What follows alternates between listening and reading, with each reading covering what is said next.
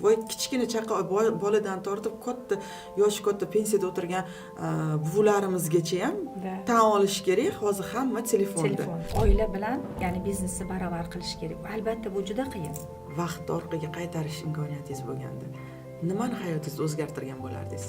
Sinovli kunlarga juda ham kelgan, oilaviy sinovli. O'sha paytda qo'l siltab tashlab ketishga ham bir tayyor bo'lgan, ya'ni sababli bo'lgan. Biznesda siz muvaffaqiyatga chiqmoqchimisiz? Oilani ham unutmaslik kerak, farzandlarni ham, ya'ni bu joyda, ya'ni biznesni ham unutmaslik kerak. Greenleaf sektami? Greenleafda hech qanday bir yolg'on yo'q. Qachonki o'zingizni mahsulotingizga ishonsangizgina ko'zingiz yonib birovga gapira olasizda. Chunki unda hech qanday aldov bo'lmaydi, hech qanday unda bir soxtalik bo'lmaydi. Muvaffaqiyatli ayol kim u? U qanday fikrlaydi? Qanday asosiy g'oyalar tarmoqli biznesda muvaffaqiyat qozonishga imkoniyat beradi? Ayol kishi uchun haqiqiy liderlik nima? Ayollar biznesda qanday to'siqlarga va imkoniyatlarga uchrashi mumkin? Mana shu dolzarb va qiziqarli bo'lgan mavzular haqida bugun biz o'z sohasida keng faoliyat olib borayotgan Greenleaf korporatsiyasining rahbari Dilbar Usmonova Zahidovna bilan bugungi foydali suhbat podkastimizda gaplashamiz.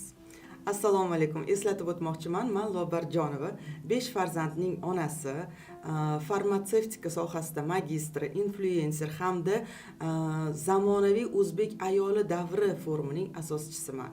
Ushbu foydali suhbat podkastimizga obuna bo'ling, chunki bizga sizning fikringiz juda ham muhim. Kommentariyda o'z fikringizni yozib qoldiring hamda qo'ng'iroqcha tugmachasini bosib qo'ying. Bugun bizning mehmonimiz Greenleaf korporatsiyasining rahbari Dilbar Usmonova Zahidovna. Dilbar opa, assalomu alaykum. Podkastimizga xush kelibsiz. Va alaykum assalom, rahmat. Qisqacha o'zingiz haqingizda gapirib bersangiz, o'zingizni bizning zritellarimizga tanishtirsangiz. Albatta, men Dilbar Usmonova Zohidovna aynan Greenleaf korporatsiyasida qariyb mana 5 yildan beri faoliyat yuritib kelyapman. O'zi aslida soham musiqa rahbari bo'lgan, fortepiano bo'yicha. Hozirgi kunda aynan tadbirkor ayol, ya'ni nima desam bo'ladi, tadbirkorlik bilan faoliyat yuritib kelyapman. Dilbar opa, keling, foydali suhbat tomoshabinlariga sizni batafsil tanishtiramiz. O'zingiz, oilangiz, farzandlaringiz haqida gapirib bersangiz. Juda ham yaxshi savol. Lobarxon ko'pincha menga oilangiz, farzandlaringiz haqida nechta deb savol berishadi. Albatta, 4 ta farzandim bor, o'g'il hammalari. 4 ta. 3 ta kelinim bor, 6 ta nabiram bor, alhamdulillah va xo'jayinimlar. Qanaqangi baxtli ayol ekansiz, lekin sizga qarab hech ham aytmasdim, что уже navaralaringiz borligini, 6 ta navaram bor dedingiz. Podkastimizni oxirigacha ko'rib boring, chunki podkastimiz oxirida bizni Dilbar opa bilan Greenleaf ko'pgina mahsulotini rozыгрыш qilamiz va fortepiano sohasidan Greenleaf korporatsiyasi qanday bog'liq bir-biriga, qanaqa kelib qolgansiz bu sohaga? O'zim ham bir xilada juda ko'p o'zimga ham shunaqa savol beraman. Nahotki mana bu fortepiano yo'nalishdan qanaqa hozir tarmoqli marketing yoki bo'lmasam tadbirkor ayol sohasiga o'tib qolganimni o'zim ham shu kungacha hali bila olmayman. Lekin hayotda bilingki, Lobarxon, har bir inson o'zi hayotda missiyasi bilan kelar ekan. Men o'ylaymanki, o'zimni o'sha Alloh tomonidan berilgan missiyam, o'z kasbimni topdim deb o'ylayman. Mana shu bizga bizani hozir shu podkastimizdan ko'pgina ayollar tomosha qilishyapti va menimcha o'sha ayollar orasida o'zini missiyasini hali topolmay yurgan ayollar bo'lsa kerak. Shunday ayollarga nima maslahat berardingiz o'z sohasini, o'z yo'lini, hayotdagi missiyasini topa olishida? Chunki har bir sohada tadbirkor bo'ladimi, o'qituvchi bo'ladimi, vrach bo'ladimi, o'sha sohasini sidqi dildan sevib, yaxshi ko'rib yondashish kerak. Ana o'sha joyda siz agar o'sha o'zingizni hayotingizda berilgan missiyangiz bo'lsa, shunda yopishasiz, shunda qolasiz. Ya'ni sevib bajarishingiz kerak.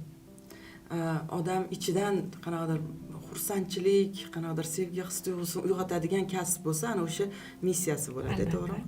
Manimcha siz ham mana fortepiano sohasidaman dedingiz, boshlagansiz. Shu sohadan hayotingizni, karyerangizni unga ham ancha-muncha vaqtingiz ketgan bo'lsa kerak, bir necha yil o'qigan bo'lsangiz kerak. Shu sohani qoldirib boshqa sohaga o'tib ketish qiyin bo'lmaganmi? Albatta, mana men boshidan 2-sinfimligidan boshlab mana shu fortepianoga qatnaganman. Vaholanki butun yoshligim fortepiano konkurslarda qatnashganman. Keyin bundan tashqari, ya'ni to'garaklarga qatnashganman. Shaxmat bo'yicha bir necha bor shaharlarga chiqqanmiz shu joyda. Qancha prizlar olib kelganmiz. Demoqchimanki, va fortepianoni bitirganimdan keyin, ya'ni mana musiqa, ya'ni Yunus Rajabiy bilim yurtiga kirganman. U joyda ham 4 yil o'qidim. Lekin taqdir taqozosi bilan bir 2-3 yil fortepiano bo'yicha bog'chada musiqa rahbari bo'lib ishladim va hozirgi kunda keyin dekretlar ulanib ketdi. Qarabsizki, keyin ya'ni kasbimiz o'zgarib ketdi. Menimcha bilasizmi, meni fikrim bo'yicha men ham 5 ta farzand onasiman va o'zimni farzandlarimni tarbiya qilayotganimda bitta strategiyam bor. Har bitta farzandim uchun bitta muzikalniy instrument, albatta bitta qo'shimcha chet tili, иностранный язык va qo'shimcha sport turi. Mana shu 3 ta soha har bitta farzandimni tarbiyasida, har bitta farzandimni o'stirayotganimda shu 3 ta soha bo'lishi shart. Va men shu 3 ta sohadan men farzandlarimni rivojlantiraman. Ya'ni tanasi, muzikalniy tomondan miyasi hamda til rivojlanishi uchun qo'shimcha tillarni o'rganishini xohlayman. Va bolalarimni tarbiya qilayotganimda, o'stirayotganimda mana shu 3 ta sohadan qo'shib ketganman. Дополнительно repetitorstvoga borishadi. Meni kuzatuvim bo'yicha mana shu fortepiano aytishadi-ku, psixologlar, nevropatologlar, barmoq uchida ko'p nervniy окончаниялар bo'ladi va mana shu o'ynaganida не только nafaqatgina qo'li bilan muzika chaladi, balkim miyasida neyronlar ko'payadi va neyronniy связкалар paydo bo'ladi. Mana shu sohada bo'lgan va shu sohada rivojlangan odam, endi meni o'zimning личный fikrim, boshqa любой sohani zo'r olib keta oladi. Chunki u insonni miyasida matematik mishleniyasi yaxshi rivojlangan bo'ladi. Va siz ham masalan Greenleaf sohasiga kirib kelganingizda ham ko'proq logika, matematik mishleniyasi yaxshi rivojlangan va shu sohani zo'r olib keta olgansiz deb o'ylayman. Nima deysiz bu fikrga? Hozir menga Lobarxon, sizni eshitdim deb savollaringiz juda ham katta menga insight bo'ldingiz. Inson qaysidir ma'noda yoshlik davrlarimizni unutib qo'yamiz-da. Hozir menga shunaqangi bir insight dedimmi? Insight berdingizki, bitta haqiqatda aytganingizdek, sportni juda ham yaxshi ko'rganman va sport yo'nalishida mana shu shaxmat to'garaklariga ham borganman. Yana fortepiano, haqiqatda aytganingiz, o'zi odatda men chapaqay bo'lganman.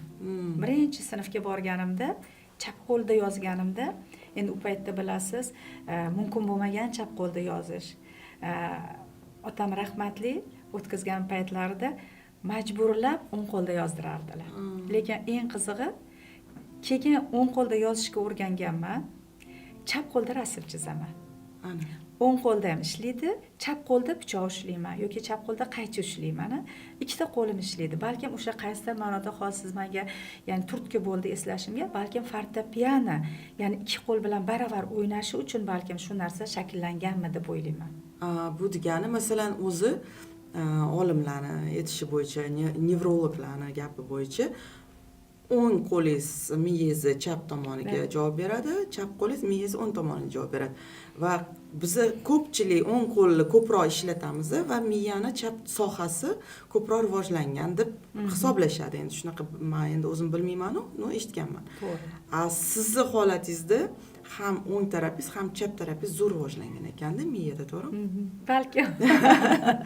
Balkim o'sha ham o'z sohangizda shunaqangi baland cho'qqiligi erishishingizga turtki bo'lgan bo'lishi ham mumkin. To'g'ri. Zo'r. Siz zamonaviy o'zbek ayolisiz. Oila va biznesni balansini ushlay olmayapsizmi? yoki moliyaviy erkinlikni orzu qilyapsizmi, balkim shaxsiy brendingizni rivojlantirmoqchisiz. Unda bu forum aynan siz uchun.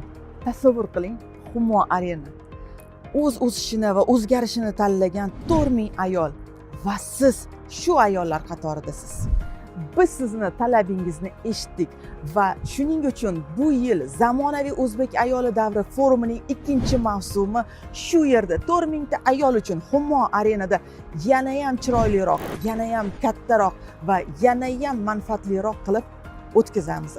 Mahliyo Tojiyeva, Feruza Po'latova, Alima Aybekovna, Dilbar Usmanova, Umida Abdullayeva va Kamina men Lobar Jonova bu safargi forum ishtirokchilari va undan tashqari yana 3 ta sehrli mehmonimizni kutib qoladi. Forumga kelish kelmaslik haqida ikkilanyapsizmi?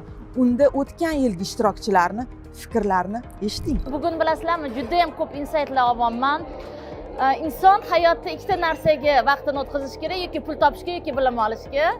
Shunda vaqtimni bekorga o'tkazdim deb o'ylamaydi hech qachon. Forum haqida o'z taassurotlarim bilan bo'lishmoqchiman. Lobar Jonova influencer o'z haqida, shaxsiy brend haqida ma'lumotlarni berib o'tdi. Форум сегодня прошел действительно и проходит до сих пор очень грандиозно, потому что собрать такое огромное количество людей в предновогодние праздники — это действительно огромный талант. И девочки, в первую очередь, наша любимая Лобар, вы молодцы. Joylar chegaralangan, shuning uchun hoziroq ro'yxatdan o'ting va chegirma narxidagi chiptalarni xarid qiling. Biz homiylar hamda partnyorlar bilan hamkorlik qilishga ochiqmiz. Agar sizning brendingiz O'zbekistondagi ayollar uchun eng yirik tadbirga qo'shilishni istasa, bu sizning imkoniyatingiz. Keling birgalikda minglab ayollarning hayotini o'zgartirishga hissa qo'shaylik. Bu haqida batafsil ma'lumot olish uchun mana shu video tagidagi havola orqali o'ting va bizning menejerimiz siz bilan bog'lanadi.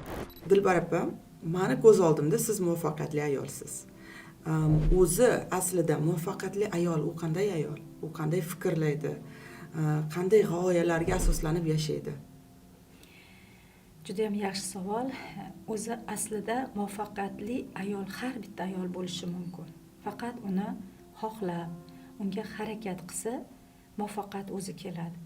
Hech qachon mana ko'pchilik aytadi, men shogirdlarim ko'pda juda ham ustoz muvaffaqiyatning siri nimada deyshadi.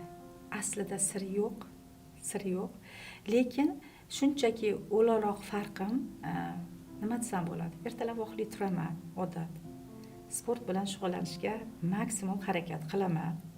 Lekin aynan mana shu sport bilan shug'ullangan paytingizda sizga g'oyalar keladi. Ertalabdan shunaqangi g'oya, har bitta miyamdan o'tgan fikrlarim, uni hayotimda o'zim tatbiq qilganimda, u albatta menga o'z yaxshi, ya'ni muvaffaqiyat natijasini beradi. Intuitsiya deydimi yoki fikrlar deydimi, hech qachon hali adashtirmagan. Zo'r. Qaysi sport bilan shug'ullanasiz? Men o'zi 1 soat o'zimga plan qilganman. Buni ham o'zim test qildim, shogirdlarimga o'rgataman. Ya'ni har kuni ertalab 1 soat o'zim uchun uyda, ya'ni o'zimni ketma-ketligi bor. Mana ilgari sport deganda odamlar mana shu sferaga tushganimcha ancha qiyin bo'ldi. Ya'ni odam 1 soat sport bilan shug'ullanish deganda qanaqa sport bilan shug'ullanish? Bir 10 minut, 15 minut qiladi, charchab qoladi, zerkada. To'xta dedim, men o'zim uchun yoqish uchun, o'zimga shu sport yoqish uchun, ya'ni 1 soatga maza qilib o'sha vaqt o'tganini bilmay qolish uchun nima qilishim kerak deb savol berdim. Qarang, men har doim nima ish, biznes bo'ladimi? Sport yo'nalishi bo'ladimi? O'zimga savol beraman. Ana shunda aytamiz-ku, miyamizdan bizga, ya'ni o'rgatuvchi, ya'ni ichki ovoz keladi. Shunda aytaman, 1 soatda nima qilishim kerak? Ya'ni o'zimni mashqlarimni nima qilaman, o'shani bajaraman va undan keyin qaysi muzikaga raqsga tushaman, ya'ni sportivniy raqsga tushaman. Unda necha minut un bilan shug'ullanaman va undan keyin bilasizmi, bir xillada shu 1 soat ham yetmay qoladi. Men o'zimda eksperiment qildim va undan keyin chiqaman soat 7 da, ya'ni 1,5 soat 10 ming qadam yurishni odat qildim o'zimga. Bo'lmasa sport zalga borish shart emas ekan, bu narsani uyda ham qilsa bo'lar ekan bemalol. Odam o'zi uchun tanlab olsa, qaysi sport, ya'ni hozir aytayotgan narsangiz, получается, zaryadka qilasiz. Zaryadkaga sportivniy tansalarni ulagansiz va hajba. yurish 10 mingta qadam. Chunki har xil ayollar borda, misol uchun sport deganda faqatgina sport zalga borish kerakmi deydi. Yo'q, inson xohlasa, o'ziga xohlagan joyda qulaylik topib oladi. To'g'ri. Mana shu sport bilan shug'ullanishingiz, ertalabki ritualingiz deymiz. Bu narsa sizni hayotingizdagi mana shu ayollik liderligingizga turtki bo'lganmi, sababchi bo'lganmi? Boshida ilgari to'g'risini aytaman, unaqa sportga shug'ullanishni, unaqa bilasiz, bir xil payt erinib qolasiz, har xil holat bo'lishi mumkin. Lekin hozirgi kunda hayotimda bu narsani tatbiq qildim, chunki men bilasizmi, 33 yil qaynonam bilan yashaganman. Qaynonam bilan yashab, har doim ularning holatlarini ko'rganman. Ular har kuni ertalab dori ichishlarini odat qilganlar. Agar uyda o'sha davleniya dorilari qolmasa yoki bo'lmasam surgilik, ya'ni o'sha slabительный dorilari qolmasa, shunaqangi bir panikaga tushib qolardilar-da. Demoqchimanki, aynan o'sha insonning fikriga bog'liq ekanda. Demak, o'zi odatda men dori ichishdan juda ham qo'rqaman. To'g'rirog'i yomon ko'raman dori ichishni. O'sha dori ichishlik, o'sha holatga tushmaslik uchun ham, endi ortiqcha vazn yig'maslik uchun ham hozir men sportni tanladim. Chunki har taraflama sog'lig'imiz uchun, ruhiyatimiz uchun, umuman hamma narsa uchun juda ham bir foydali ekan. Zo'r. Sohangizni o'zgartirishga sabab nima bo'lgan? Qanaqadir bir balkim kimdadir muhtojlik bo'ladi finansiy, kimdadir zerikkanidan ishga chiqib ketishadi ayollar, ko'p yil uyda o'tirgan ayollar masalan. Sizda nima turtki bo'lgan? To'g'ri, har bir sohada nima desam bo'ladi, o'zini kam tarafi, qiyinchilik tarafi, plus va minus tarafi bo'lgandek, o'zi odatda men erkin bo'lishni yaxshi ko'raman-da, to'g'rirog'ini aytganda. Misol uchun, mana shu soat 9 dan soat 5 gacha ishlaysan degan narsa menga bilmayman, qanaqadir bolaligimdan harakat qilganman erkin bo'lishga. Aslida o'zi erkin oilada ham katta bo'lmaganman.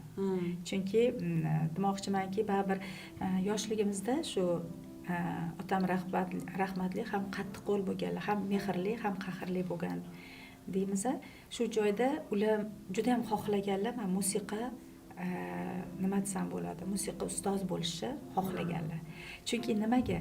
U paytda otalarimiz, opalarimni ham dashkolniyda o'qitganlar. Nimaga? Erta yigitlar kam, bolalar kam bo'ladi, ya'ni o'sha yerda o'qisin deb. Lekin qaysidir ma'noda meni shijoatimni ko'rib, men dashkolniyda o'qimayman deganda hech bo'lmaganda fortepianoda o'qisin, otamning xohishlari bilan bo'lgan. Chunki soat ertalab 9 da boradi, 12:00 da uyga qaytadi.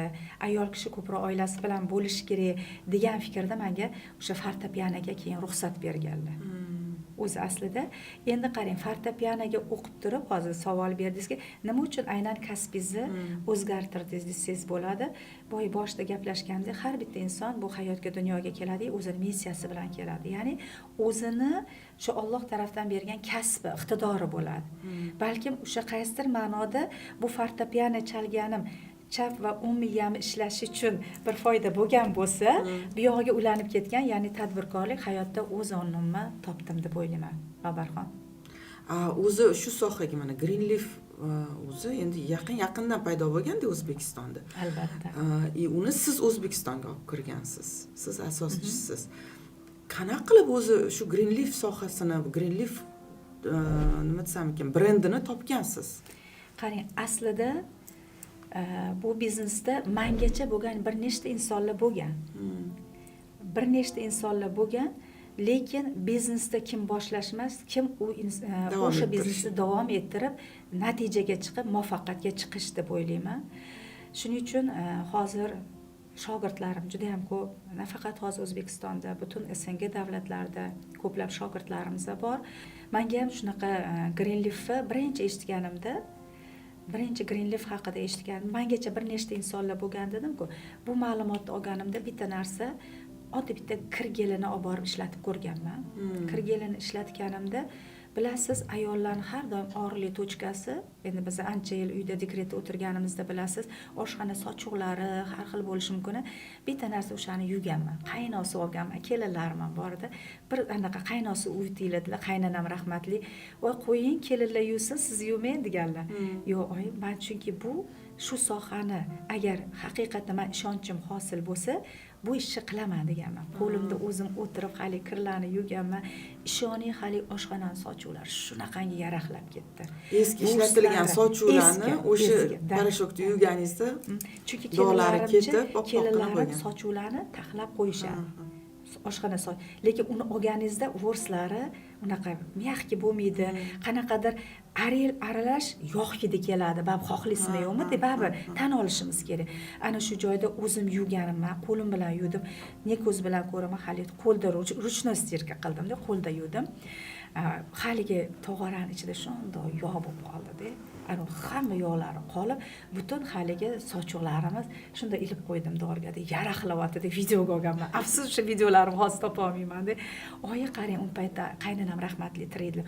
Oyi qarang, shunaqangi yaraqlayotdi, vorslari shunaqangi zo'r bo'ldi deb shunaqangi bir xursand bo'lib 7-osmonda uchganman. O'shandan keyin men ishonch hosil qilganman. Inson qachonki o'zingizning mahsulotingizga ishonsangizgina ko'zingiz yonib birovga gapira olasizda. Chunki unda hech qanday aldov bo'lmaydi, hech qanday unda bir soxtalik bo'lmaydi. Ana shundan keyin biznesda har bitta insonga gapirganda zavqlarni maza qilib gapiraman. Shu joyda hozir ko'rayotgan, podkastimizni ko'rayotgan tomoshabinlarimiz ayollar srochno o'sha parashok zakaz qilib oshxonada sochuvlarni yuvishni boshlashadi, lekin men boshqa narsa aytib o'tib ketmoqchiman. Podkastimiz oxirigacha ko'rib boring. Chunki podkastimiz oxirida bizni Dilbar opa bilan Greenleaf ko'pgina mahsulotini rozыгрыш qilamiz va shu podkastni tagida zo'r bir qiziqarli savol yozib qoldirgan, kommentariyda yozib qoldirgan odamni birgalashib Dilbar opa bilan tanlaymiz va o'sha odamga shu mahsulotni sovg'a tariqasida jo'natamiz. To'g'rimi? Juda ham yaxshi. Rahmat. Bilasizmi, Dilbar opa, hali Greenleaf haqida unaqa podrobno gaplashmadik siz bilan, lekin уже mana shu parashok va eng mana bu ayollarni bo'ladi, oshxonada yog'li sochuvlarni yog'ini ketqizish, dog'ini ketkizishni eshitib уже qiziqib qoldim shu narsaga. Nimaga Greenleafni masalan olishim kerak? Men потребительman, ayol kishi. Nimaga men Greenleaf mahsuloti yaxshiroq deb borib olishim kerak? Nimaga Fransiyaniki emas, nimaga Yaponiyani mahsulotini emasda yoki Koreyaniki emasda, именно mana shu Greenleaf meni qiziqtirishi kerak. Nimaga o'shanga e'tiborim tushishi kerak? Juda ham to'g'ri. Unikalnosti nima shu mahsulotlarida? Juda ham to'g'ri savol berdingiz. Chunki bu biznes deylik, biznesni boshlayotganimda juda ham ko'p menga loyihalar taklif qilishgan. Har bitta kompaniya brendlarini, mahsulotlarini o'rganib chiqdim, ishlatib ko'rdim. Keyin Greenleaf ishlatib ko'rdim. Eng to'xtami Greenleaf yoqqan tarafi bezararligi. Men aytdim-ku, boya o'zim ishlatib ko'rdim. Bezarar, narxi arzon va sifati zo'r. Eng muhimi, ya'ni o'zi ishlab chiqaruvchidan primoy bizani qo'limizga yetib kelishi bo'lgan. Без посредников, to'g'ri ishlab chiqarish zavodidan to'g'ri sizni magaziningizga keladi. Ha, va o'zi bo'ladi, tushunarli. O'zi keling sal podrobniyroq gaplashaylik. Greenleaf o'zi nima? Qayerdan kelgan bu o'zi? Men to'g'risi birinchi marta eshityapman bu nomni. Shu haqida batafsilroq gaplashsak-da. Juda ham yaxshi. Greenleaf o'zi aslida 20 yil ilgari, 98-yil, 20 yil, 25 yil ilgari, ya'ni bu an'anaviy biznes bo'lib, ya'ni Xitoy davlatida ishlagan. Aynan mana shu 5 ta Yevropa davlatlari o'zini texnologiyasini Xitoy davlatiga olib kirdi. Ya'ni bizning brendlarimiz Yaponiya, Shveysariya, Italiya deymiz-ku. Ana o'sha brendlar nima uchun aynan Xitoyda deyiladi-da, ko'pchilik savol beradi. Chunki bilamiz, Xitoyda nalog kam. Misol uchun oddiy bitta iPhone'imizni ham bundoq qarasangiz Made in China deydi. Hech qachon siz bilan biz o'sha iPhone'ni Amerikadan olib kelmaymiz, to'g'rimi? Xitoyda ishlab chiqariladi. Ko'pgina mahsulotlar o'zi dunyo bo'yicha eng katta ishlab chiqaruvchi davlat bu Xitoy. Albatta. Va ko'pgina mahsulotlar Yevropa deb e'lon qilinadigan brendlar ham ko'p narsasini Xitoyda ishlab chiqarib, o'sha Yevropaga olib kelib sotishadi. Xoh bo'lsin u kiyim bo'lsin, brendi bo'lsin, xoh boshqa narsa, menimcha. И mana shu получается Greenleaf ham o'sha aytayotgan 5 ta davlatni mahsulotini Xitoyda prosta ishlab chiqaradi. Ularni formulasi bo'yicha shartnoma asosida. Qaysi davlatlar? Yaponiya, Italiya, Shveysariya, Germaniya va Xitoy o'zi ham ishlab chiqariladi. Yevropa formulasi bo'yicha Xitoyda ishlab chiqariladigan mahsulotlar bo'lib chiqyapti deb bo'lsa. Voy, zo'r-ku. Juda ham zo'r. Sizga tekin ma'lumot berdim. Tomoshabinlarimiz uchun tekin ma'lumot, chunki bunaqa ma'lumotni olaman desanglar, albatta. qayerdan olsa bo'ladi bunaqa ma'lumotni? Bizning shoxobchalarimiz bor. Hozirgi kunda O'zbekiston bo'ylab 280-300 ga yaqin bizning filial do'konlarimiz bor respublikamizda. O'zbekiston bo'yicha 280 ta? Rostdan. Oho, zo'r-ku. Zo'r. Nima mahsulotlar ishlab chiqarardik Greenleaf? Greenleaf, qarang. Greenleaf mana uyimizga nimaki mahsulot kerak bo'lsa, har kuni ishlatadigan mahsulotlarni jonimizdan boshqa hamma narsa bor. Ertalab har doim shogirdlarimga aytaman deb. Misol uchun uyimizga kirdik. Mashinada o'sha tushdingiz, garajingizdan kirganingizdan boshlab oshxona, vanna, tualet, hammom, butun spalniya hamma yog'ida, ya'ni o'zimizning mahsulotlarimiz. Aynan ekoproduksiya mahsulotlarimiz. Hattoki sumочкаlarimizni ham olib yuramiz, tez yordam mahsulotlarimizni. Получается, Greenleaf bu ekoproduksiya. Albatta. Keling shu haqida ham batafsilroq gaplashsak. Ekoproduksiya Greenleaf deganda nima что имеем в виду? Qarang, doim mana ilgari biz ayollar harakat qilardik. Shampunlarni, bo'lmasam har xil oilaviy uchun kerak bo'lgan, ro'zg'or uchun kerak bo'lgan mahsulotlarning eng yaxshisini brendini qidirishga harakat qilganmiz. Chunki men harakat qilganman, yaxshiroq, koreyskiy bormi, nimadir bormi deb ilgari so'rab yurardik, to'g'rimi? Lekin aynan Greenleaf mahsuloti yaxshi tarafi eko brendligi. Ya'ni siz boya aytganimdek, qo'lingizni hattoki o'zi kir mashinada yuviladi. Hattoki qo'lingizda yuvsangiz ham qo'lingiz bamisoli to'g'risini aytaman, chaqaloq bolaniki o'xshab yumshoq bo'ladi. Hech qanday bir qurtish, hech qanday bir razrashlik qurib yorilib ketmaydi. Yo'q. Hattoki idish-tovoq gelini o'zini ishlatganingizda ham qo'llaringiz maza qiladi. Chunki tarkibida kimyasi yo'q. Kimyasi yo'q, bez kimyo. Ekologik toza mahsulotlardan qilingan Albatta. Produksiya. Wow, zo'r. Chunki baribir ham men ham masalan har doim tarkibiga qarab olaman-da narsalarni. Eko produksiya masalan O'zbekistonda ham, chet elda ham, Yevropada ham, Dubayda ham supermarketlarga kirsangiz, eko deb yozilgan отдельно joyi bo'ladi-da, o'sha yerda eko produksiya sotiladi. Va oddiy mahsulotlardan ko'ra, именно eko mahsulotlar ancha bir 3 barobar qimmatroq bo'ladi-da. To'ppa-to'g'ri. Sizlarda mana тоже eko produksiya ekan. Hamma narsa eko produksiya. Qarang, shoshilib qoldim-da shu joyda Lobarxon, to'g'ri, juda ham. Qarang, hozir mana aytyapsiz-da siz, mana 3 barobar qimmat deyapsiz, lekin o'sha boshda missiyam mana shu ekoproduksiyalarni, ya'ni mahsulotlarni primoy zavoddan chiqqan mahsulotlarni arzon va sifatli mahsulotlarimizni aynan O'zbekistonimizga qonuniy olib kelish uchun harakat qildim. Chunki har bitta kontingentni qurbi yetmasligi mumkin-da. Misol uchun boy insonlar olaveradi qimmatni, mana eko bor, arzon bor, lekin hamma ham ola olmaydi. Aynan Greenleaf mahsulotlarini oddiy xalq ham, o'rta tabaqa ham, past tabaqa ham, yuqori tabaqa ham hammasiga kontingentga to'g'ri keladi. Aslida bu narsa, aslida eko mahsulotlar bu juda ham muhim narsa. Hozirgi kunda sog'liq uchun juda ham muhim, chunki hozirgi kunda har xil kasalliklar, mana shu tarkibda har xil zararli kimyoviy narsalar bo'lgandan, o'sha mahsulotlarni ishlatganimizdan ko'pgina kasalliklar ham kelib chiqadi. Va hayotda, masalan, sog'lom yashash uchun, umrimizni uzaytirish uchun ham eko mahsulotlardan foydalanishimiz kerak. To'g'risi, men hozir qoyil qolayotganim Greenleaf mahsuloti shunaqa eko mahsulot bo'lgani uchun va hamyonbop bo'lgani uchun. Bu menimcha zo'r возможность. Har bitta, mana aytganingizdek, har bir tabaqa uchun, har bir inson o'ziga позволять qila olishi uchun va olib oilasi, farzandi, bola chaqalari bilan shu narsani ishlata oladi. Men bir ko'rib chiqdim ozgina sahifalarni. Menga ko'p narsa yoqdi Greenleaf'da, adashmasam bilmayman, zubachistkadan boshlab to hamma narsagacha bor ekan sizlarda. Tualetda ishlatadigan qog'ozlarimizni, ekosalfetkalar, shampunlar, kir yuvadigan konditsioner, parashok, hamma narsalar. Bolalar uchun pamperslar ham bor ekan. Meni chaqalog'im bo'lgani uchun bu menga muhimdir bu narsa. Chaqaloqlarni cho'miltiradigan anaqa bebilar bor. Bebilar, shampunlari, konditsionerlari. Yana bitta zo'r narsa ko'rdim. Siz har kuni uyingizda va oilangizda kimyoviy zararli moddalardan foydalanyapsiz. Bundan xabaringiz bormidi? Hozir sizga Greenleaf bilan buni qanday o'zgartirishni ko'rsataman.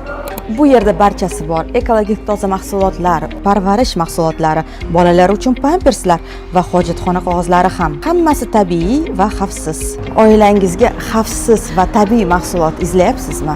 Unda Greenleaf aynan siz uchun. Men uchun eng muhimi sifat va xavfsizlik. Shuning uchun men Greenleaf'ni tanlayman. Agar siz ekologik toza Greenleaf mahsulotini 50% chegirma bilan olishni xohlasangiz, ushbu video tagidagi havola orqali batafsil ma'lumot olishingiz mumkin.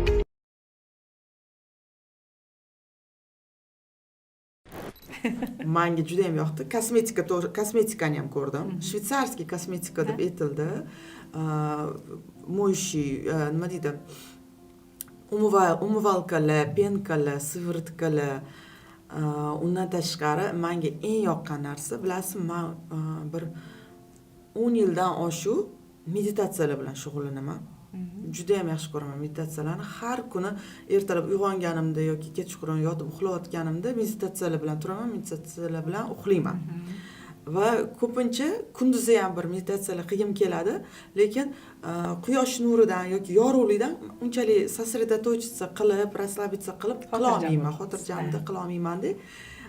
Bir anaqalarda internetlarda ko'rdim, maskalar bor edi. Maskalar reklamasini ko'rdim, qo'yganingizda, bunda kiyganingizda ko'zingizni isitib qizitadigan maskalar.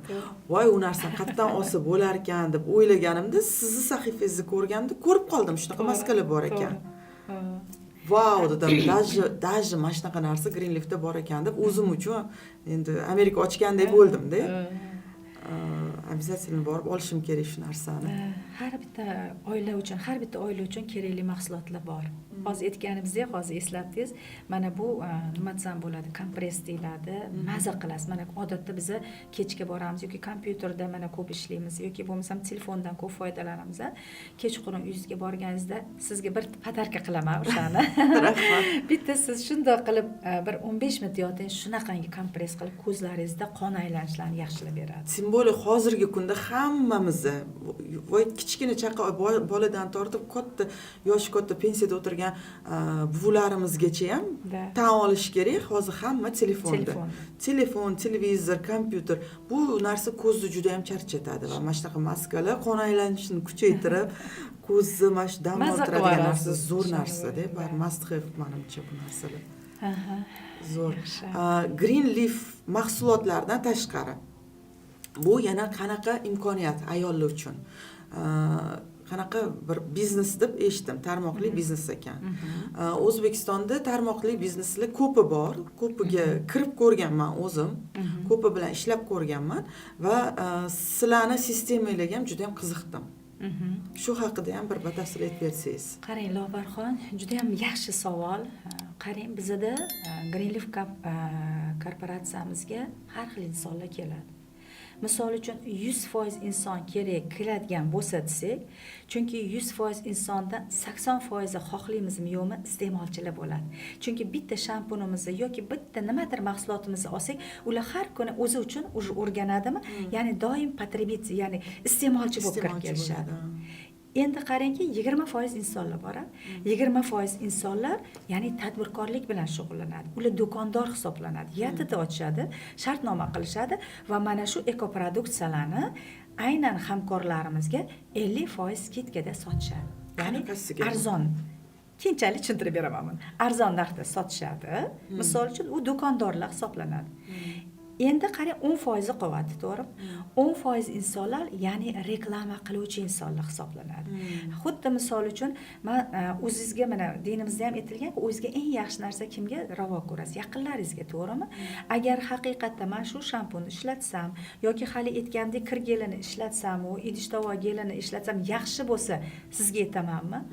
Mana shu tavsiya orqali biz, ya'ni reklama menejerlarni ularni ham yakka tartibdagi tadbirkorlik, ya'ni yatiti ochtirib, olayotgan daromadlardan davlatga soliq to'latib, ya'ni biznesini davom ettiriladi. Bu уже biznes bo'lyapti, tarmoqli marketing bo'lmayapti shekilli. Yo'q, biznes Bu haqiqiy biznes bo'lyapti, chunki davlatga naloglar to'lanyapti, hamma qonun qoida bo'yicha dokumentatsiya qilinyapti, YTT ochilyapti, zo'r-ku. Da, albatta. Bu biznesga kirish uchun va biznes bilan shug'ullanish uchun qanaqa inson bo'lishi kerak? Oliy ma'lumotli bo'lishi kerakmi yo nima bilan kelishi mumkin shu biznesga? Ayol kishi masalan uyda o'tirgan ayollar ko'pda biznes qilaman deganlar. To'g'ri. Endi bu biznes qanaqa? Ertalab soat 9 dan kelib 6 gacha ishlash kerakmi yo nima qilish kerak bu biznesda bo'lish uchun? Bu biznesda eng qulayli yaxshi tarafki har bitta inson, ya'ni o'zingizni vaqtingizni o'zingiz belgilaysizda. Aynan mana shu soatdan mana shu soatga kelgan degan narsa yo'q, chunki o'shancha tadbirkor. Tadbirkor degani erkin biznesmen degan vaqtini o'zi belgilaydi. Bu degani bizda har xil kontingentli insonlar keladi. Ya'ni shunaqa shogirdlarim borki, hayotda depressiyaga uchragan, hayotda qiynalib, o'zini topa olmagan, ya'ni doim uyda urush janjal, ya'ni ayol kishi bo'sh bo'lsa nima qiladi? Yo eri bilan urushadi yoki bolalardan alamini oladi, nimadir bo'ladi. Ana shunaqa insonlarni sonini kamaytirib, ya'ni ularni biznes bilan o'zini o'zi band qilib yoki bo'lmasam yatiti ochib tadbirkorlik bilan qilib, ya'ni shu sohada pul topishini o'rgatamiz xolos. Hozir jamiyatimizda ko'ryapsiz, juda ham ko'p qiynalgan ayollar ko'pda. Maqsadim aynan ana o'sha ayollar o'sha holatdan chiqib ketib, oilasiga qaysidir ma'noda o'zini oilasiga, umr yo'ldoshiga yordamini bersin. Yoki bo'lmasam o'sha davlatga bitta dona tadbirkor bo'lsa ham, o'sha davlatga o'zi nalogini to'lasa, o'zida bo'lgan motivatsiyasi oshadi. Voy, davlatga o'zimni hissamni qo'shyapman, tadbirkorlik qilayotgan ishimga nalogimni to'ladi degan, ya'ni o'zida bo'lgan ishonchi bo'ladi. Juda ham ko'p bunaqa shogirdlarim, hayoti o'zgargan shogirdlarim aslida. Zo'r. Mana shunaqa bir nima desam ekan, esingizda qolgan bir istoriyalardan aytib bersangiz. Men hozir aytishingizdan oldin bitta narsani o'zim aytib bermoqchiman. Yaqinda eshitdim. Bukvalni kecha tayinlanayotganda shu podkastga menga aytib berishdi. O'z ko'zim bilan, endi sizni tanishtirgan, tavsiya qilgan ayol aytdilar, men o'z ko'zim bilan o'zimizni ofisimizda farroshlik qilgan ayol shu sohaga kirganlar dedi. Shu sohaga kirdilar, 1 yil ichida ham zo'r daromad topishni boshladilar, ham uylariga yaxshi ekoproduksiya olib, mahsulotni nima deydi, foydali mahsulotdan foydalanishni boshladilar. Va undan tashqari o'zlariga mashina ham oldilar, uy ham oldilar, erlariga ham mashina olib berdilar, bolalarini o'qishga jo'natdilar.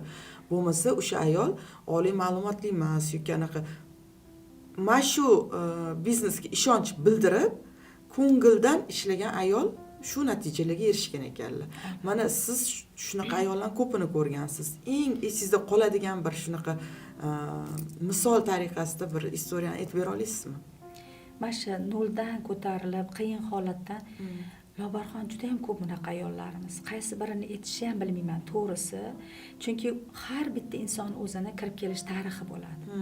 Agar ular bilan birma-bir suhbatlashsangiz, nahotki deysiz, shunchaki taajjublanasiz.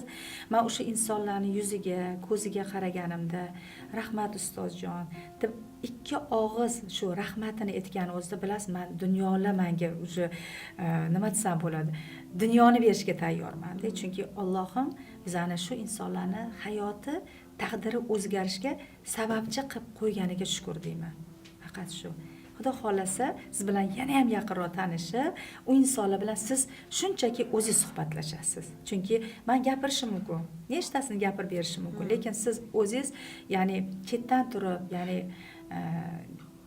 neytralniy ayol deymizmi? O'shanda siz savol bersangiz, o'zingiz ham taajjubda qolasiz.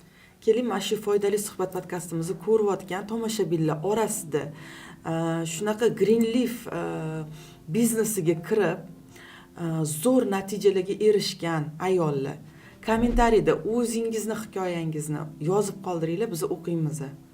To'g'rimi? Judayam to'g'ri. Shunaqa yozishsin, hamma bilsin, hamma ko'rsin shu ayollarni. Hamma o'sha yozgan ayollarni bizdan tashqari boshqa ko'rayotgan tomoshabinlarimiz va YouTube tomoshabinlari kirib o'sha kommentariylarda bu hikoyalarni o'qib, shundan ham xabarligi bo'lishsin, o'zligi tanishsin.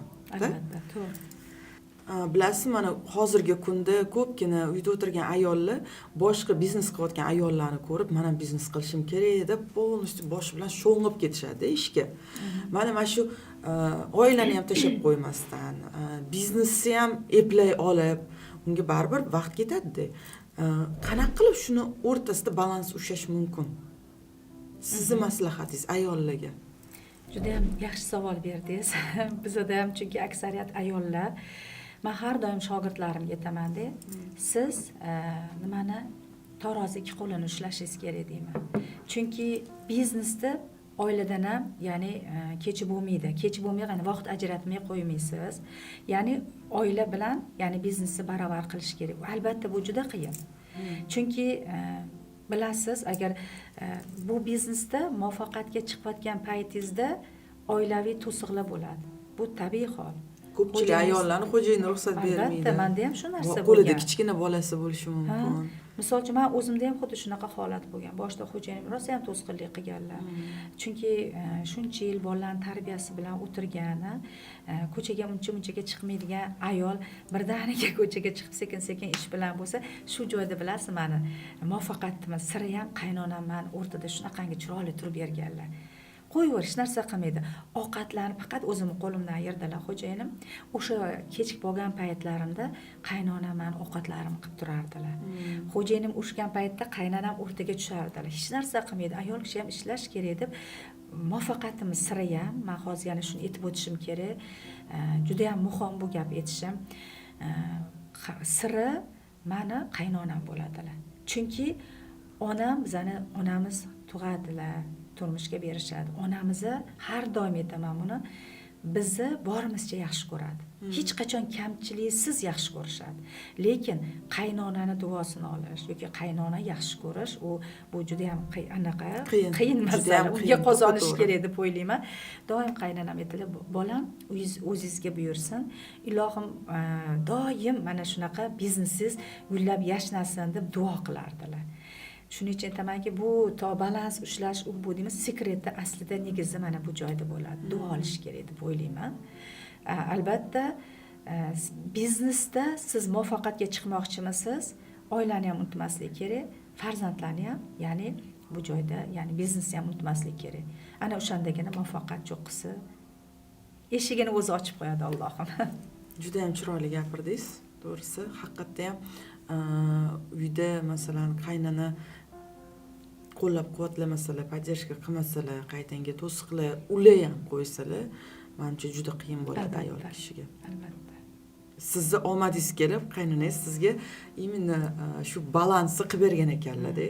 Joylari jannatda bo'lsin, ruhlari shod bo'lsin, ota-onalarimiz hammalari juda minnatdorman hammalaridan. Bilasizmi, har bir insonning o'zining bir qanaqadir armonlari bo'ladi hayotda. Masalan, sizga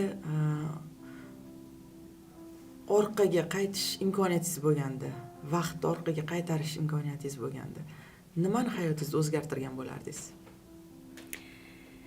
Hozirgi kunimdan Lobarxon juda ham minnatdorman. Agar o'zgartirish kerak bo'lganda, ota-onam, qaynonam, qaynotamni yana ham bundanda ko'p duosini olishga harakat qilardim. Boshqa armonim yo'q. Chunki bilasiz, shu kungacha har bitta bosib o'tgan hayotimizda muvaffaqiyatli bo'lishga harakat qildik. Allohim uni siyladi biza bilan. Faqatgina o'sha qanchadir yil orqaga qaytarganda yana ham ularning xizmatida bo'lardim, e'tirofida bo'lishga harakat qilardim. Masha. Zo'r. va yoshlarga ham shuni maslahat berardingiz, to'g'rimi? Albatta. Men hozir shogirdlarimga ko'pchiligiga aytaman, shunaqa shogirdlarim bo'lgan. Qaynonasi bilan munosabat buzilib, men aytamanki, eringiz yaxshi, qaynonangiz yomonmi deyman. Bir yostiqqa bosh qo'yasiz, uni tuqqan onasi yomonmi deyman deb savol beraman. Shunaqa shogirdlarim ichida bo'ldiki, ozgina tushunmovchilik, biznesida qiyinchilik holati bo'lganda, agar siz meni yo'limdagi muvaffaqiyatli inson bo'lishni xohlaysizmi? Ha, albatta xohlayman. Uning uchun mana bu ishingizni to'g'rilashingiz kerak deganman. O'sha holatda bitta shogirdim shunaqa sayohatlar bor-da bizada. Sayohatga siz hech kim emas, eringiz emas, qaynonangizni olib boring dedim. Qaynonangizni duosini oling dedim. O'shandan keyin siz ko'karib, gurkirab yashnaysiz dedim. Haqiqati o'z isbotini topdi. O'sha ayol borib shunaqangi duolar qildilarki, hozir shu shogirdim oldingidan-da natijasi juda ham katta yuqoriga chiqqan. Bu ilohiyat. Zo'r. Greenleaf sayohatlarga ham borasizlar. Albatta. Shu haqida ham aytib bering bizga. Bizda yaxshi ishlagan tadbirkorlarimiz, ya'ni ko'p sotuv qilgan, ya'ni tovar оборотini qilgan yoki bo'lmasam reklama menejerligi bilan yaxshi ishlagan shogirdlarni korporatsiya tarafidan bepul sayohatlarga ham jo'natiladi. O'xti. Endi uning uchun qanaqadir bir natijaga chiqish kerak, ball yig'ish kerak. Yo'q, kecha kelgan yangi inson ham bemalol bu narsani qila oladi. Zo'r. Uni o'zini shartlari bor albatta. Uni aynan sizga 2 yil, 3 yil ishlashingiz ham shart emas. Misol uchun, bugun kelgan inson ham bemalol muvaffaqiyatli bo'lib, shunaqa sayohatlarni yutishi mumkin. Zo'r. Xo'sh, endi biz podkastimizni eng qiziq joyiga keldik. Dilbar opa, tayyormisiz? Tayyorman. Hozir blitz apros qilamiz. Dilbar opa uchun kutilmagan provokatsion savollar beramiz. To'g'risi, menga o'zimga ham qiziq javoblaringiz, o'zim uchun ham ko'p narsani bilib olaman degan umiddaman. Greenleaf sektami? Ko'pchilik o'zi shunaqa deb o'ylaydi-da. Tarmoqli marketing deganda hamma sektani tushunadi negadir. Greenleaf ham sektami yoki bu boshqa narsami? Voy, juda ham ajoyib savol bo'ldi, kutilmaganda, albatta. Lobarxon, endi qarang-da, hozir savol beryapsiz, Greenleaf sektami? Hozir shuncha mahsulotlarni gapirdik. Shu mahsulotlarni olib uyingizga olib kirishingiz sektami? Misol uchun, yoki zubachistка, tualetniy bumaga, shampun olish sektami? Yoki insonlar tadbirkorlik bilan, ya'ni o'zini nalogini to'lab, ishlab, hayoti o'zgarib, moliyaviy erkinlikka chiqish nahotki bu sekta bo'lishi mumkin. Greenleafda qanaqa pul topsa bo'ladi? Kutilmagan savol, juda ham yaxshi. Albatta Greenleafda ishlab, mehnat qilib, mas'uliyat, majburiyatni olgan inson albatta mukofotsiz qolmaydi. Mehnatiga yarasha juda ham yaxshi daromad olishadi shogirdlar. Dilbar opa, to'g'risini ayting. Greenleaf biznesi yolg'on bormi u yerda? Nimaga asoslangan? Misol uchun, yolg'on deganda har xil ma'no bor-da. Qaysi ma'noda yolg'on misol uchun so'rayapsiz? Qaysi ma'noda endi bilmadim. Baribir qanaqadir xeytlar bo'lishi mumkin, kimdir nimadir degan bo'lishi mumkin. O'shanga bir oshkoralik kiritish maqsadida shu savolni berdim. Lekin aslida Greenleafda hech qanday bir yolg'on yo'q. Sababi boricha mana shu mahsulotlarni reklama qilyapmiz, shu reklamamiz uchun daromad olyapmiz. Misol uchun, yoki biza odamlar bor, yo'q narsani reklama qilishadi. Shunaqa bir bizneslarni ham eshitdimki, qog'oz berishar ekanda, bo'ldi. Shuncha pul bersang, shuncha 5 ming, 10 ming dollar bersang, shunaqa pul topasan. Lekin unaqa narsa yo'q. Bizda har bitta bizani aynan Greenleaf korporatsiyasi, ya'ni mahsulotlarga asoslangan, hech qanday bir yolg'onsiz ishlagan inson bemalol daromad topib ketishi mumkin. Yolg'on yo'q. Yolg'on yo'q. Narsa. To'g'risini aytsam, men ham qo'li bilan ushlab ko'rsa bo'ladigan narsaga ishonaman. Biznes deyishganda, mana qog'ozdagi biznesga men ishonmayman. Ko'proq qo'l bilan ushlab ko'rsa bo'ladigan, olib ishlatsa bo'ladigan mahsulotli biznesga ishonaman. Greenleaf shunaqa biznes. Albatta. Zo'r. Dilbar opa, to'g'risini ayting. Mana shu hamma qilayotgan ishingizni shunda tashlab ketaman degan onlaringiz bo'lganmi? Bo'lgan albatta. Undan o'sha 4 yil boshda mana bu biznesni boshlaganimda hamma narsaga qo'l siltab, endi ichida inson har doim biza Robert Masmizku, to'g'rimi? insonmiz, har xil pozitiv negativ fikrlar keladi. O'sha holatda sinovli kunlar menga juda ham kelgan, oilaviy sinovli. O'sha paytda qo'l siltab tashlab ketishga ham bir tayyor bo'lgan, ya'ni sababli bo'lgan. Lekin bitta narsa ushlab qolgan, shu joyda shogirdlarim oldida mas'uliyatim, majburiyatim bo'lgan o'ziga yarasha. Ana o'sha narsa meni ushlab qolgan bu biznesda. Qarangki, mana shu shogirdlarim o'ylagan holda ushlab qolindimi? Allohga shukr etamanki, yaxshi ham taslim bo'lmaganman. Men butun O'zbekiston ayollariga aytgan bo'lardim, Lobarxon. Hech qachon qaysidir sohada bo'lasizmi, qaysidir yo'nalishda bo'lasizmi, sizga sinov kelyapti, hech qachon biznesni tark etmang. Agar siz biznesingizni oxirigacha olib borsangiz, albatta u sizga o'zini natijasini beradi. Nima bo'lgan taqdirda ham oxirigacha borish kerak. Dilbar opa, mana odamlar unchalik e'tibori tushmagan, lekin Greenleaf 3 ta eng kuchli, eng zo'r mahsulotini qaysi biri ayta olasizmi? Voy Lobarxon, bizda shunaqa qaysi birini gapiring? 3 ta emas, bizda juda ham ko'p aslida. Mayli hozir 3 ta dedinglar. O'zi aslida bu mahsulotlarni sizga shunchaki hadya sifatida olib kelganidan bitta ishlatib ko'ring. Rahmat. Keyin o'zingiz aytasiz degan niyatda juda ham ko'p o'zi mahsulotlarimiz. Hozir 3 tasi deganingiz uchun hozir mana shu 3 tasiga aytib o'taman. Boyiga mana bu boy aytib berganim gel parashogi bor. Unda bizda faqat 1 kiloligi bor. Bu albatta hozir 2 kiloligi. 1 kilolik mana shu kirimizni boy aytgandek shunaqangi ruchnoy stirka qilsangiz ham bo'ladi. Mashinkaga solsangiz ham kirlaringiz bamisoli oppoq qordek qilib qo'yadi. Necha pul turadi mana shu parashok? Bizda 2 ta narx bor, tashqi va ichki narxlari bor. Ya'ni biz o'zimizni mana iste'molchilarimiz, ya'ni biz bilan shartnoma tuzgan insonlarga albatta 50% chegirmada beriladi. Ya'ni Greenleafga komandasiga kirsa inson 50% chegirma bilan shu mahsulotlarni sotib ola oladi. Albatta. Zo'r. Endi qarang, bu kir yuvadigan gelimiz. Lobarxon, mana hozir qarang, mana bu yaxshi ko'rgan mahsulotlarimizdan bu juda ham parfyum desangiz ham bo'ladi. Bu juda ham elita, mana o'zingiz ham hali ishlatib ko'rasiz, ya'ni gel для dusha. Juda ham maza qilasiz. Agar buni siz ishlatganingizda tanangizda shunaqa dam olishlik hissini bilasiz. Tanangizda qancha bir paytgacha o'zini parfyum hidlari bilan, ya'ni saqlanib qoladi. Gel для dushamiz juda ham zo'r. Bitta hillab ko'ring, juda ham bir ochvering, ochiladi. Unda burasangiz ochiladi, bemalol. Men juda ham e'tiborliman-da shunaqa narsalarga, yaxshi ko'raman. Ko'rinib turibdi sevishingizni bu narsa. Buni shunaqangi bir ajoyib yana juda zo'r. Ziloniy, yashil ranglari ham bor. Vobshe maza qilasiz. Juda zo'r. Rahmat, mengam bu. Sizga albatta sizga olib kelganman bu mahsulotlarni. Zo'r ekan. Keyin qaysi birini gapiray? 3 ta deganingizga? 3 tasi. Mana bu narsa bu ham gigiyenik. Ya'ni biz har doim kir yuvamiz, bolalarimiz qizil, yashil, sariq bo'lib aralashganda buni eng yaxshi fishka tarafi shunaqaki, ya'ni biz hozir suv tanqisligi ko'p ketyapti, to'g'rimi? Ya'ni biz kir yuvayotganimiz oq qaddini, ko'k qaddini, sariqni addini qilamiz, sababi bir-biriga rangi o'tib ketmasligi uchun. Aynan buni yashilli, qizilli, ko'kni bitta paytda solib, ichiga bitta mana shu salfetkani sovarsiz barabaniga, hech qanday, ya'ni bir-biriga urib ketmaydi. Bu siz ekonom, svet ekonom qilasiz. Qolaversa siz suvni ekonom qilasiz, vaqtingizni ekonom qilasiz. Самое главное. Sizda juda ham zo'r narsa. Zo'r ekan, haqiqatdan. Keling bitta shuni ham gapiring. 4 ta qilsam bo'ladimi? Bo'ladi. Mana shu narsa juda ham yaxshi ko'raman. Nежный skrab deyiladi, juda ham mayin. Bu yuz uchun. Yuz uchun. Siz bitta ishlatib ko'rasiz buni. Hattoki bunda qo'lingizga qilib ko'rsangiz ham bo'ladi. Aslida yuz uchun.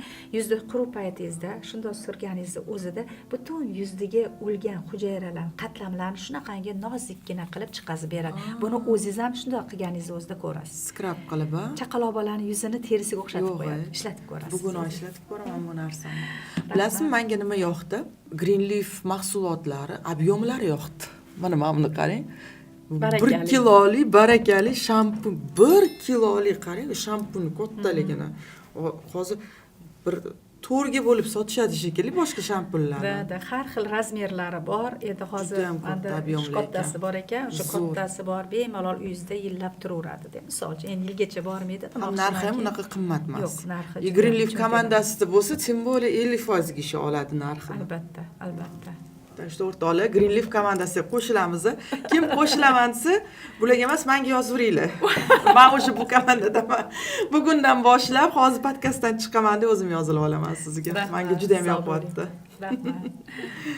Endi har bir mana shunaqa kompaniyalarda, katta firmalarda, mahsuloti juda ko'p bir korporatsiyalarda balkim Dilbar opa sizga ham qanaqadir yoqmaydigan tovar bordir Greenleaf ichida orasida. Mahsulotlar orasida mana siz yoqtirmaydigan qanaqadir mahsulotingiz, tovaringiz bormi? Menimcha yo'q. Har bittasi men uchun yoqadi. Chunki o'zingiz ishlayotgan kompaniyani bilmadim, balkim kim uchun bordir, yo'qdir, lekin men uchun hammasi bir kerakli mahsulotlar, yoqimli mahsulotlar. Adashmasam, anaqalar ham bor edi, naskilar ham bor edi. Albatta.